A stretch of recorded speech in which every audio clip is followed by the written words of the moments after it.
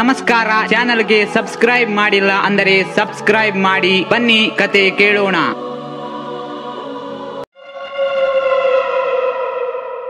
ಕೋಟೆಗಳ ನಾಡು ಎಂದೇ ಕರೆಸಿಕೊಳ್ಳುವಂತಹ ಆ ಗ್ರಾಮದ ಹೆಸರು ಬಲದೇವಗಡ. ಆದರೆ ಅಲ್ಲಿ ಈಗ ಯಾರೂ ಬರುವುದಿಲ್ಲ. ಅಲ್ಲಿ ಬಂದವರು ಅಲ್ಲಿಂದ ಮರಳಿ ಹೋಗಲು ಸಾಧ್ಯವಾಗುತ್ತಿರಲಿಲ್ಲ. ಆದರೆ ಕೆಲವು ವರ್ಷಗಳ ಹಿಂದೆ ಹತ್ತಿರದ ಹಳ್ಳಿಯ ವ್ಯಕ್ತಿಯೊಬ್ಬರು ಬಲದೇವಗಡದ ಮಧ್ಯಭಾಗದಲ್ಲಿರುವ ರಾಜ ಬಲದೇವ್ ಅವರ ಭವನವನ್ನು ತಲುಪಿದರು.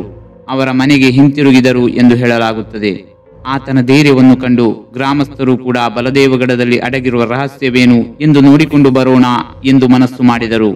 ಯಾರಿಗೆ ಗೊತ್ತು, ನಾವು ಎಲ್ಲೋ ರಾಜರು ಮತ್ತು ಚಕ್ರವರ್ತಿಗಳ ನಿಧಿಯನ್ನು ಕಾಣಬಹುದು ಎಂದು ಅವರು ಅಂದುಕೊಂಡಿದ್ದರು. ಆದರೆ ಆ ಭವನದೊಳಗೆ ಹೋಗಿ ಬಂದಿದ್ದ ಅದೇ ರಾತ್ರಿ ಆ ವ್ಯಕ್ತಿಯ ಮನೆಯಲ್ಲಿ ಏನೋ ಸಂಭವಿಸಿತು ಮತ್ತು ಅವನ ಇಡೀ ಕುಟುಂಬವು ನಾಶವಾಯಿತು ಮತ್ತು ಅವನು ಅಪಘಾತದಲ್ಲಿ ಸಾವನ್ನಪ್ಪಿದ್ದನು. ಈ ಘಟನೆ ಬಳಿಕ ಬೇರೆ ಯಾರೂ ಒಳಗೆ ಹೋಗದಂತೆ ಮುಖ್ಯ ಬಾಗಿಲಿನ ಬಳಿ ವರ್ಷಗಳಿಂದ ಕಾವಲು ಕಾಯಲಾಗಿತ್ತು. ಆದರೆ ಸಮಯವನ್ನು ತಡೆಯಲು ಯಾರಿಂದ ಸಾಧ್ಯ? ಆಗಾಗ ಅಹಿತಕರ ಘಟನೆ ಅಲ್ಲಿ ನಡೆಯುತ್ತಲೇ ಇರುತ್ತದೆ. ಶತಮಾನಗಳಿಂದ ಯಾರು ಓಡಾಡದ ಸ್ಥಳ ಇಂದು ಇದ್ದಕ್ಕಿದ್ದಂತೆ ನಗರದ ಯಾರೋ ಒಬ್ಬರು ಬಲದೇವಗಡದ ಆಸ್ತಿಯ ವಾರಸುದಾರ ಎಂದು ಹೇಳಿಕೊಂಡು ಪೊಲೀಸ್ ಠಾಣೆಗೆ ಬಂದು ಆ ಸ್ಥಳದಲ್ಲಿ ತನ್ನ ಕಾರ್ಖಾನೆ ನಿರ್ಮಾಣವನ್ನು ಪ್ರಾರಂಭಿಸುವ ಬಗ್ಗೆ ಮಾತನಾಡುತ್ತಾರೆ. ಸ್ವಲ್ಪ ಸಮಯದಲ್ಲೇ ಈ ಸುದ್ದಿ ಆ ಹಳ್ಳಿಯ ತುಂಬಾ ಹರಡಿತು. ಅಲ್ಲಿ ಪ್ರಕಾಶಮಾನವಾದ ಮಧ್ಯಾಹ್ನದ ಬೆಳಕಿನಲ್ಲಿ ಸಂಜೆಯ ಮೋಡಗಳು ಏರಲು ಪ್ರಾರಂಭಿಸಿದವು.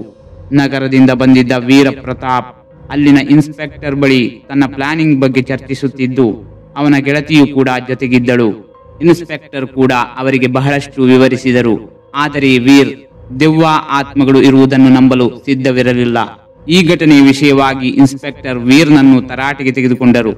ಆಗ ವೀರ್ ಹೇಳ್ತಾನೆ, ನೋಡಿ ಇನ್ಸ್ಪೆಕ್ಟರ್, ನೀವು ಕೋರ್ಟ್ನಲ್ಲಿ ದೆವ್ವ ಭೂತದಂತಹ ವಿಷಯಗಳನ್ನು ಸಾಬೀತುಪಡಿಸಲು ಸಾಧ್ಯವಿಲ್ಲ. ಆದ್ದರಿಂದ ಅಸಂಬದ್ಧವಾಗಿ ಮಾತನಾಡಬೇಡಿ.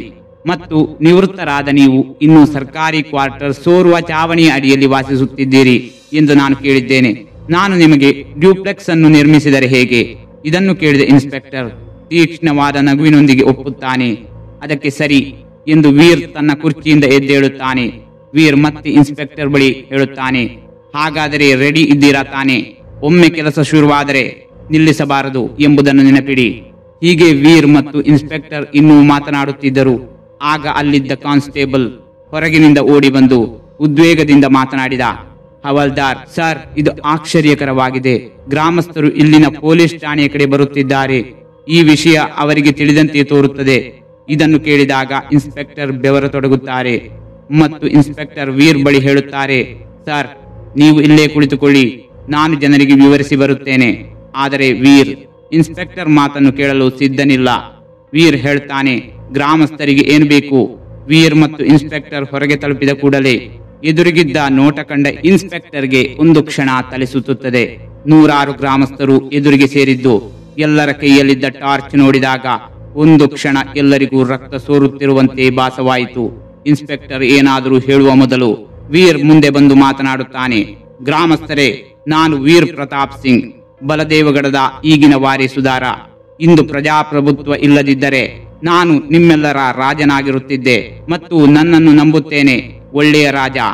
ಆದರೆ ಈಗ ರಾಜಪ್ರಭುತ್ವವಿಲ್ಲ, ಪ್ರಜಾಪ್ರಭುತ್ವವಿದೆ. ಆದರೆ ಬಲದೇವ್ಗಢ್ ಇನ್ನೂ ನನ್ನದೇ ಮತ್ತು ನೀವು ಮಧ್ಯ ಪ್ರವೇಶಿಸಿದರೆ ನಿಮ್ಮನ್ನು ಬಂಧಿಸಬಹುದು. ವೀರ್ನ ಈ ಮಾತು ಕೇಳಿದ ತಕ್ಷಣ ಗ್ರಾಮಸ್ಥರು ಬೆಚ್ಚಿ ಬಿದ್ದರು. ಅವರು ಪರಸ್ಪರ ಪಿಸುಗುಟ್ಟಲು ಪ್ರಾರಂಭಿಸಿದರು. ನಾವು ಈಗ ಏನು ಮಾಡಬೇಕು? ಓಹೋ, ಹೀಗೆ ಸುಮ್ಮನಿರಬಾರದು. ಅನಾಮಿಕ ಎದ್ದರೆ ಏನು ಗತಿ ಎಂದು ಅವರೊಳಗೆ ಮಾತನಾಡಲು ಪ್ರಾರಂಭಿಸಿದರು. ವೀರ್ನ ಈ ಮಾತುಗಳನ್ನು ಕೇಳಿದ ಗ್ರಾಮಸ್ಥರು, ವೀರನು ನಿಜವಾಗಿಯೂ ರಾಜನೇ, ಜನರನ್ನು ಕೊಲ್ಲುವುದಾಗಿ ಘೋಷಿಸಿದ್ದಾನಂತೆ ಎಂದು ಅವರೊಳಗೆ ಮಾತನಾಡಿಕೊಳ್ಳುತ್ತಾರೆ. ಗ್ರಾಮಸ್ಥರ ಜೇಂಕಾರದ ನಡುವೆ ದೊಣ್ಣೆ ಹಿಡಿದು ಸಾಗುತ್ತಿದ್ದ ವೃದ್ಧೆಯೊಬ್ಬರು ಮುಂದೆ ಬಂದು ಮಾತನಾಡಿದರು. ಮುದುಕಿ ಹೇಳುತ್ತಾಳೆ, ನೀವು ಬಲದೇವಗಡದ ರಾಜಮನೆತನದ ವಾರಸುದಾರರಾಗಿದ್ದರೆ ಅನಾಮಿಕಾ ಬಗ್ಗೆ ನಿಮಗೆ ತಿಳಿದಿಲ್ಲವೇ?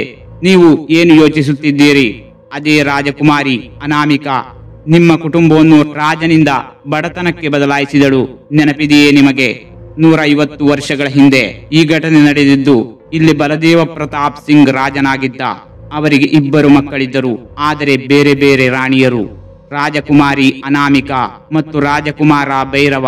ಭೈರವನು ಧರ್ಮ ಗ್ರಂಥಗಳಿಂದ ಹಿಡಿದು ಆಯುಧಗಳವರೆಗೆ ಪ್ರತಿಯೊಂದು ಕಲೆಯಲ್ಲಿ ಪರಿಣಿತನಾಗಿದ್ದನು. ಆದರೆ ರಾಜಕುಮಾರಿ ಅನಾಮಿಕಾ ಸೌಂದರ್ಯದ ಜೊತೆಗೆ ಪ್ರತಿಯೊಂದು ಜ್ಞಾನದಲ್ಲಿ ಭೈರವನಿಗಿಂತ ಒಂದು ಹೆಜ್ಜೆ ಮುಂದಿದ್ದಳು. ಅದಕ್ಕಾಗಿಯೇ ಮಹಾರಾಜ ಬಲದೇವ್ ನಂತರ ಸಾಮ್ರಾಜ್ಯದ ಆಡಳಿತವನ್ನು ರಾಜಕುಮಾರಿ ಅನಾಮಿಕಾಗೆ ಹಸ್ತಾಂತರಿಸಲು ನಿರ್ಧರಿಸಿದರು. ಆದರೆ ಭೈರವನಿಗೆ ಇದನ್ನು ಸಹಿಸಲಾಗಲಿಲ್ಲ. ಅವನು ಮಹಾರಾಜ ಬಲದೇವನೊಂದಿಗೆ ರಾಜಕುಮಾರಿಯನ್ನು ಕೊಂದು ಮಹಾರಾಜನಾದನು. ನಂತರ ಅವನು ಬಲದೇವನ ವಿಷಯಗಳ ಮೇಲೆ ತನ್ನ ಇಚ್ಛೆಯಂತೆ ಮಾಡಲು ಪ್ರಾರಂಭಿಸಿದನು. ಮತ್ತು ಎಷ್ಟೋ ವಿಷಯಗಳು ಯಾರಿಗೆ ಗೊತ್ತು.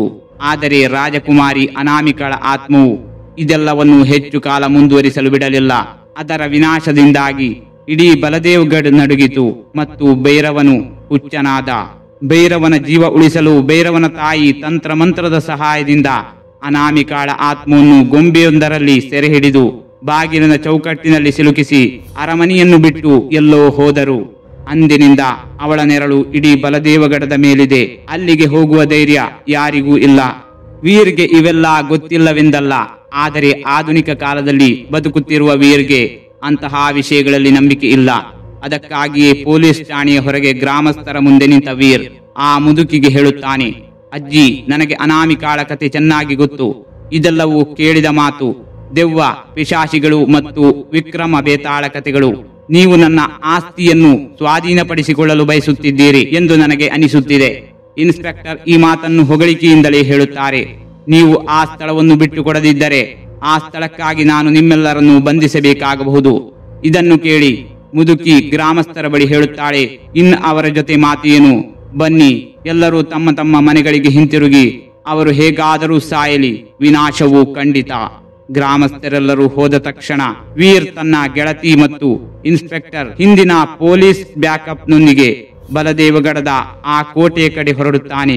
ಕೋಟೆಯ ದ್ವಾರದಲ್ಲಿ ಅವನು ಅದೇ ಹುಚ್ಚನನ್ನು ನೋಡುತ್ತಾನೆ. ಆ ಹುಚ್ಚ ಅವರನ್ನು ಒಳಗೆ ಹೋಗದಂತೆ ತಡೆಯಲು ಪ್ರಯತ್ನಿಸುತ್ತಾನೆ. ಆದರೆ ವೀರ್ ಹುಚ್ಚನಿಗೆ ಧಳಿಸಿ ಒಳಗೆ ಹೋಗಿ ತನ್ನ ಪಕ್ಕದಲ್ಲಿ ಕುಳಿತಿದ್ದ ಇನ್ಸ್ಪೆಕ್ಟರ್ ಕಡೆ ನಗುವನ್ನು ಬೀರುತ್ತಾನೆ. ವೀರ್ ಹೇಳ್ತಾನೆ, ಈಗ ನಾವು ಮುಂದೆ ಹೋಗಬಹುದು. ವೀರ್ನ ಈ ವರ್ತನೆ ನೋಡಿ ಇನ್ಸ್ಪೆಕ್ಟರ್ನ ತಲೆಯಿಂದ ಬೆವರು ಹನಿಗಳು ಹರಿಯತೊಡಗಿದವು. ವೀರ್ನ ಕಾರು ಕೋಟೆಯೊಳಗೆ ಹೋದ ತಕ್ಷಣ ಆ ಕೋಟೆಯ ದೊಡ್ಡ ಬಾಗಿಲು ತಾನಾಗಿಯೇ ಮುಚ್ಚಿಕೊಳ್ಳುತ್ತದೆ. ಹವಾಮಾನವು ಬದಲಾಗಲು ಪ್ರಾರಂಭಿಸುತ್ತದೆ ಮತ್ತು ಬಲವಾದ ಗಾಳಿ ಕೂಡ ಬೀಸಲು ಪ್ರಾರಂಭಿಸುತ್ತದೆ. ಅವರು ಅರಮನೆಯ ಕಡೆಗೆ ಹೋಗುತ್ತಿದ್ದರು. ಹಿಂತಿರುಗಿ ನೋಡಿದ ಇನ್ಸ್ಪೆಕ್ಟರ್ ಇದ್ದಕ್ಕಿದ್ದಂತೆ ತನ್ನ ಬ್ಯಾಕಪ್ ತಂಡ ಅಲ್ಲಿ ಇಲ್ಲದಿರುವುದನ್ನು ಗಮನಿಸಿದ ಮತ್ತು ಇನ್ಸ್ಪೆಕ್ಟರ್ ಜೋರಾಗಿ ಕೂಗಲು ಪ್ರಾರಂಭಿಸುತ್ತಾನೆ. ವೀರ್ ಕಾರು ನಿಲ್ಲಿಸಿ. ಈ ಬಾರಿ ಇನ್ಸ್ಪೆಕ್ಟರ್ನ ಧ್ವನಿ ನಿಜವಾದ ಇನ್ಸ್ಪೆಕ್ಟರ್ನಂತೆ ಧ್ವನಿಸುತ್ತದೆ. ಮೂವರು ಕಾರಿನಿಂದ ಇಳಿದರು. ಇನ್ಸ್ಪೆಕ್ಟರ್ ಹಿಂತಿರುಗಿ ನೋಡುತ್ತಾನೆ, ಆದರೆ ಬ್ಯಾಕಪ್ ತಂಡ ವಾಹನಗಳು ಅಲ್ಲಿರಲಿಲ್ಲ.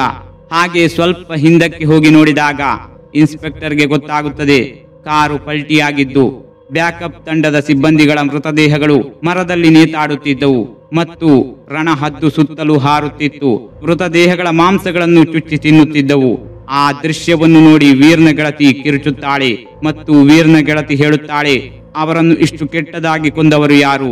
ಇಲ್ಲಿ ದರೋಡೆಕೋರರು ಅಡಗಿದ್ದಾರೆಯೇ? ಆಗ ವಿಷಯದ ಬಗ್ಗೆ ಇನ್ಸ್ಪೆಕ್ಟರ್ ಮಾತನಾಡುತ್ತಾರೆ. ಇನ್ಸ್ಪೆಕ್ಟರ್ ಹೇಳುತ್ತಾರೆ, ದರೋಡೆಕೋರರಲ್ಲ, ನಾವು ಇಲ್ಲಿಗೆ ಬರಬಾರದಿತ್ತು. ಈ ಮಾತನ್ನು ಕೇಳಿದ ವೀರ್ ಇನ್ಸ್ಪೆಕ್ಟರ್ಗೆ ಏನನ್ನು ಹೇಳಲು ಹೊರಟಿದ್ದ. ಇದ್ದಕ್ಕಿದ್ದಂತೆ ಅವನು ಏನೋ ಚಲನೆಯ ಶಬ್ದವನ್ನು ಕೇಳಿದನು. ಹಾಗೆ ವೀರ್ ಅಲ್ಲಿಂದ ಯಾರದೋ ಧ್ವನಿ ಕೇಳುತ್ತದೆ. ಅವನು ಆ ಧ್ವನಿಯನ್ನು ಹಿಂಬಾಲಿಸಿ ಹೋಗುತ್ತಾನೆ. ಅವನಿಗೆ ಅಲ್ಲಿ ಕಾಣಿಸುತ್ತದೆ ಹಳೆಯ ಕಾಲದ ಮಾರುಕಟ್ಟೆ. ಅದು ಯಾವುದೋ ರಾಜನ ಕಾಲದಂತಿದೆ. ಸುತ್ತಲೂ ಜನರು ನೆರೆದಿದ್ದರು. ವೀರ್ ಅವರನ್ನು ನೋಡಿ ಅಂದುಕೊಳ್ಳುತ್ತಾನೆ, ನನಗಿಂತ ಮೊದಲು ಈ ಜಾಗವನ್ನು ಯಾರು ಆಕ್ರಮಿಸಿಕೊಂಡಿದ್ದಾರೆ.